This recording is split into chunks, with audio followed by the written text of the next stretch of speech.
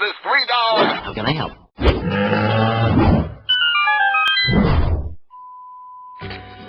Wakey, everyone. Mix together a dystopian view of humanity, a little bit of Clockwork Orange, some Bioshock, and maybe even One Flew Over the Cuckoo's Nest, you get a unique title. A title that you may have already seen if you watched E3 at all. We Happy Few is coming out this week on Xbox, and we're going to talk all about it with Sam Abbott from Compulsion Games. Thank you, sir, for joining the program.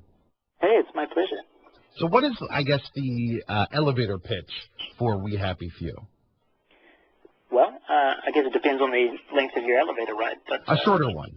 A shorter one is it's a game where you play a character who's set in the 1960s in an alternative dystopian England, where everybody in society is obsessed with happiness.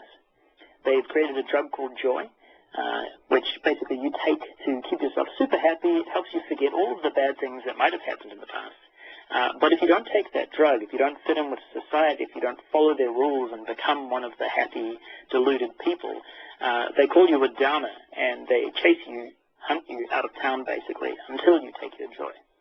So it's a game about a character who says, you know what, I don't want to be a part of this anymore. How the hell do I get out? Fascinating. Tell us a little bit about Compulsion Games, where you guys come from and how this game came to be. It's such a unique perspective. So many games seem to be cookie-cutter. This one really stands out. I'd love to know a little more about your guys' history. Yeah, so we're a Montreal-based studio. We're about 21 people right now. Our first game that we created was a game called Contrast, a game about shifting in and out of shadow, being the imaginary friend of a little girl with all sorts of fantastic powers, which came out in 2013. And since then, we've been working on We Happy Few, and we grew the team from about 7 people on Contrast up to, as I said, about 21 people now. And this particular game has its roots. There's some Kickstarter work in here, correct? Yeah, so it's actually, I'd say the first route was the funding through the Canada Media Fund, which I always like to talk about because it's such an incredible opportunity for video game developers, filmmakers, and TV makers, and that sort of thing.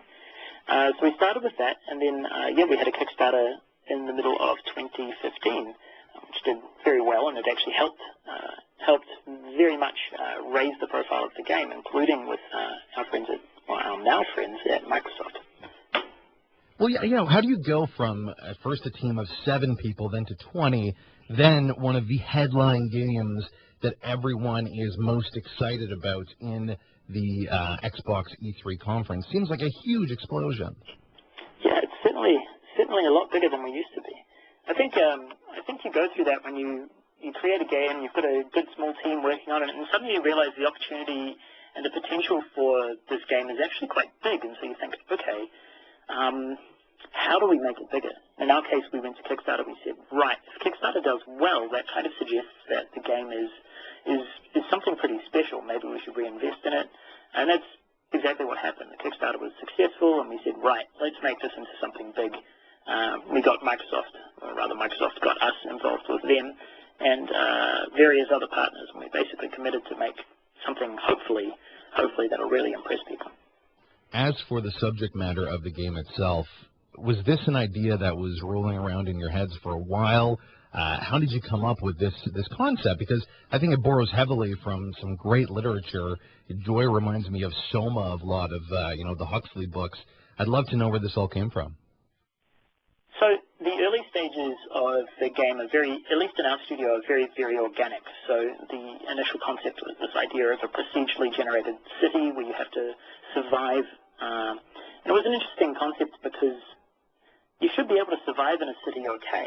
It's out in the wilderness and you don't have any tools. You don't have anything that you can really use to help yourself get better. You have to work from scratch. In a city, you should have everything you need. Yet in this city, you don't. Why? After that, we developed the game. Basically, our narrative director, our art director, creative director, and the team that was there at the beginning said, okay, how do we make this more interesting? So our art director said, okay, let's look at 1960s England. It's really very interesting concepts of retrofuturism, the idea of optimistic future-looking society, forward-looking society. Yet underneath everything is sort of decaying and falling apart.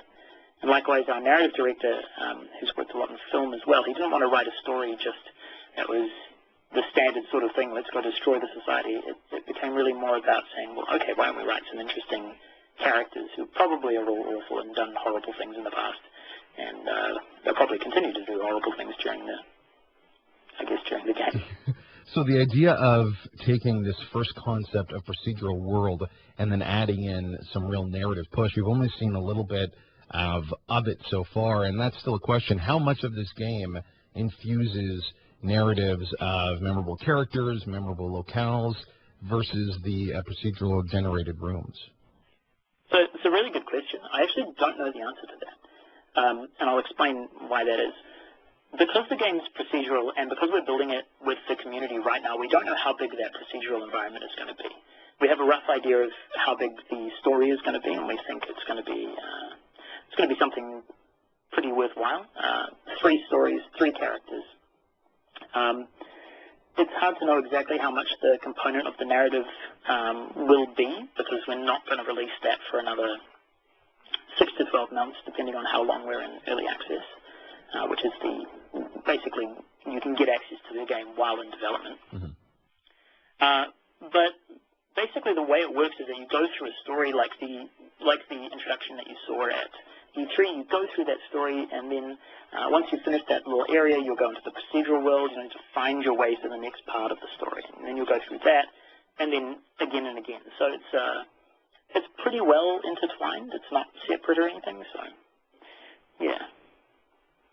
So again, it's interesting to have gamers rather be so involved with this process. If you compare to what games were even a few years ago, and even today, many companies still do this. They just present one product and try so much to Q&A and do as much as they can to make sure that it's ready after people are playing it, but it's already been sold as a $60 game.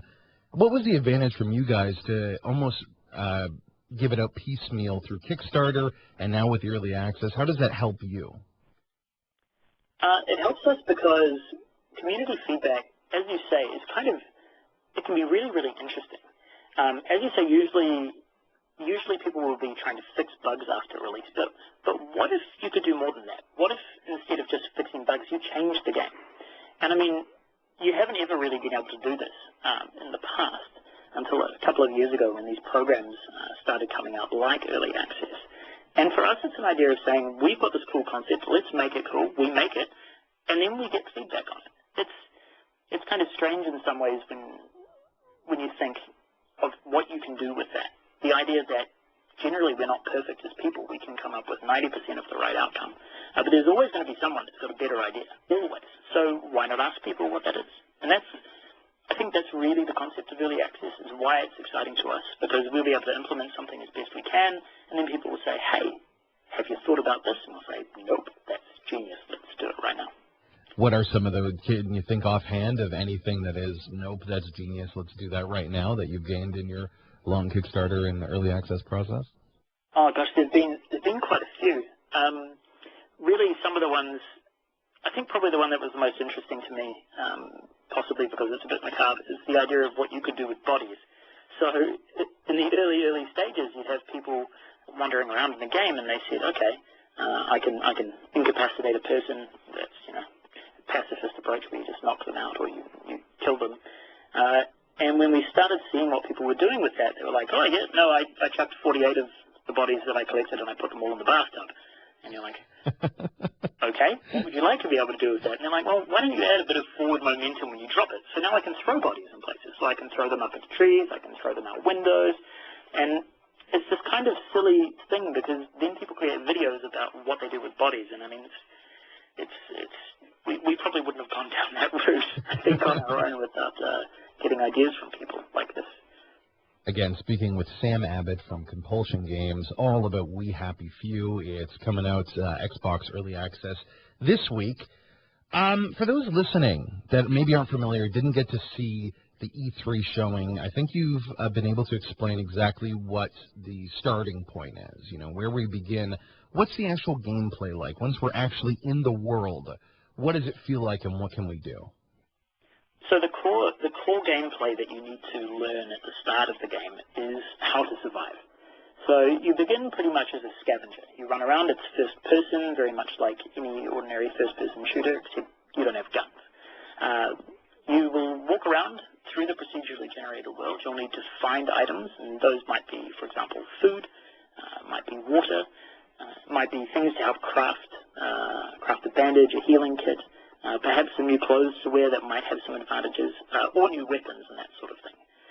Once you've got past the basic scavenging, you need to go into more complicated areas, and that will mean you'll need to use various types of conflict resolution, like hitting people or evading people, going through stealth or that sort of thing. But we also have what we think is pretty interesting, which is the concept of social conformity. So this idea of blending in and pretending to be part of the group that you're with. And hopefully through those three sort of branches, you'll be able to get what you need. And once you have all of those things sort of down pat, you'll need to figure out, okay, so now I know how to survive in the game. How do I get out? And so the game changes at that point from saying, okay, I know how to survive, but what do I need to do? I need to explore. I need to find my way out. What are the requirements? And maybe look through the story to say what is going on in this crazy world. I would love to know a little bit more about the mechanic of blending in, because for those that didn't see the E3 showcase, if you're not aware, you're using pharmaceuticals to actually affect gameplay in a really, really interesting way. How are you doing that? So that specific thing you're interested in is what I mentioned earlier, this drug called joy. So not only is joy part of the lore of the world and something that happens in this fantasy reality, it's something you do and you can use in the game. So if you're walking through the streets and somebody looks at you and says, I don't like you very much, you can sit there and say, well, don't worry, I'm taking my joy, and you can take the joy. And once you do that, the world appears magically just a lot brighter. Suddenly there's happy music playing, everyone around seems to be smiling, and you can kind of get away with things at that point that you wouldn't be able to get away with if you weren't on the drug. But likewise, at the end of that, you're going to come down, and you're going to come down pretty hard. So taking joy in the game is a risk-reward situation. Sure, you might have a bit of a short-term gain, but in the medium term, you're perhaps not going to feel so great, and it might put you actually into a worse position than you were in beforehand. That conceit and that idea is, I think, really analogous of so many different things. What does that gesture in the game really mean to you? Are you trying to speak to something greater, or is it simply just a mechanic used to infiltrate the world in an interesting way? We don't really believe in creating games to send a message. It's a concept we've discussed quite a lot in the studio. I think if you want to send a message to people, you can write them an email. That's fine. What we're interested in is what other people draw, the conclusions that other people draw from the worlds that we create. And certainly in the back of our mind, we have all of these ideas. So, for example, the idea of putting on your happy face, Facebook, and the fact that you only ever post up the positive things in your life, and the fact that then everybody else sees just smiling people at the beach or out on dates and drinking nice things and having a great meal, and everything looks good, but underneath, the person that's reading that says, well, I don't feel like this right now. So that's one of the things, the idea of like a prescription drug culture in North America, the idea of, hey, if you've got a problem, let's take a pill. But we don't need to send a message with any of these things. Instead, what we'd like to is create an environment that asks a bunch of questions, and people can hopefully come up with their own opinions on what this sort of means to them. Absolutely fascinating. So overall, in a game like this, what do you hope players get away from this experience when they download it and start to get involved this week on Xbox? I think certainly initially, I hope they have fun. I think we still make video games, right? For Indeed, us, yeah. Engaging people and for people to have a great time is probably our main focus. If they come away from that and say, hey, that really made me think, then that's really great. But I think more importantly is I want them to come away and say, that was awesome. I had a great time. All right. We Happy Few, rather. When is that coming out? It'll be available on 9 a.m. next Tuesday, July 26th. All right. Thank you so much again. Sam Abbott from Compulsion Games. Make sure you check it out. This is a title we've all been following for a long time. It's gone through a long development cycle, Kickstarter. Now you get to really get your hands on it, give them some more information, and see what they come up with. This is Andy Borkowski, VGS Talk Radio, AM 640.